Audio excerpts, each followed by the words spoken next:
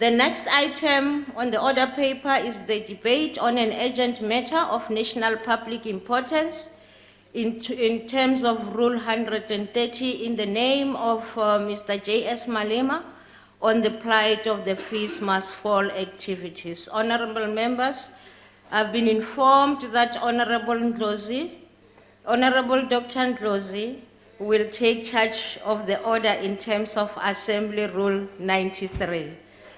Honorable, I now recognize you, Honorable Dr. Ndlozi.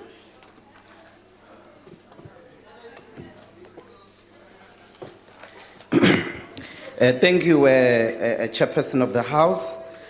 Since the founding days of industrial colonial capitalism, this country has always hated, despised, and neglected the black youth. Already in the 1940s, the colonial regime had painted the black youth as delinquent, idle, and dangerous. The section of the black population that apartheid hated the most were the black youth, in particular, black youth activists. This image of the black youth as dangerous found renewed emphasis in the early 1990s following the return of the liberation movement. In those days, the black youth were called the lost generation, even by many in the liberation movement. Ask yourself, why was the ANC's first statement on the 1976 Soweto uprising was to condemn the students, call on all of them to go back to school? Why would the ANC's first reaction to the youth uprising be to condemn it in 1976? It is because essentially, the 1976 youth were above everything else an abandoned generation, abandoned by its elderly and parents. More than 30 years later, the ANC has sustained this very attitude towards the black youth, in particular the activists of the Fees Must Fall movement.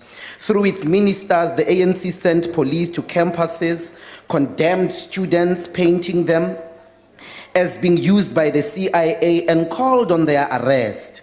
To this day, ANC government continues to hold many of them in prisons 3 years after the Fees Must Fall movement in 2015. So we have to just ask a simple question. In fact, even after society accepted the moral power of Fees Must Fall demands, the security and disciplinary apparatuses of the ANC government still take pleasure in arresting, persecuting, and expelling student activists from the universities. We know of Amos Alma Monareng, a second-year informatics student at the University of Pretoria, arrested in 2016, is at home serving a 2-year house arrest sentence. Kaya Klegesha, Yolanda Janji, Surprise Silowe, Wandile Masango, Tulani Masilela, Mangaliso Sambwa, all expelled or in prison or facing trial, sent there by the ANC government. Many hypocrites will take platform and tell us about destruction of property, destruction or disruption of exams, infringement of individual conveniences, calling them individual rights, and the rule of law. They will speak of these ideals as fundamentals of our constitution, but they deliberately ignore the hard truth that all these rights were brought by destruction of property, infringements of individual conveniences called rights, like the rights of white people to move freely in town at night without black people under apartheid, and breaking the rule of law. Even well-established democracies, celebrated democracies like America and France, in fact, worse for them, their democracies were not brought by protest or civil rights movements. They were brought by war. Men and women carrying guns sewn into killing people. Before you stand here today to tell us about the rule of law, think very hard and think very properly about this constitution that you're going to defend here, that it is the constitution fundamentally brought by people who had gone to war, who had gone to sow and make sure that they come into the country and liberate all of us by breaking apartheid laws. Had you focused on your responsibility to secure a future for the black youth, there wouldn't have been a Fees Must Fall.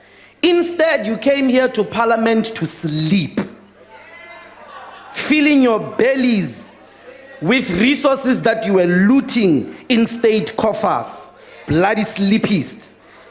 Had you come here to work, fees must fall would have not happened. Had you come here to become the parents whose role and responsibility is at all times to secure a future for the young, you would have known that you have to prepare universities so that they are accessible, particularly for the black talented youth. Instead, you came here to sleep. We're therefore calling on all charges and sentences against fees must fall activists to be dropped with immediate effect, particularly by the universities that have expelled all these activists. Let all those expulsions fall. Allow the children to come back and focus on their studies in the attainment of education. The same way you freed Nelson Mandela, who was arrested in possession of explosive and guns, who had sworn as an MK commander to kill people. The same way you were willing to release him from prison, calling him a freedom fighter, you must free all fees must fall activists from prison unconditionally.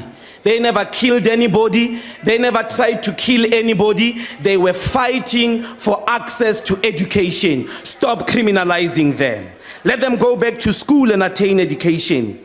These are not criminals like Duduzane Zuma, Mtutuzi Manana, or Andile Lungisa, or potential criminals like some ministers here who are serving in the cabinet of Tumamina.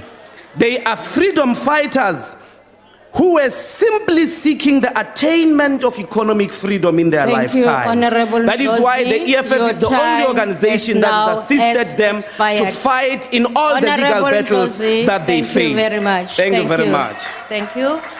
Honorable Mpumlwana, you are next.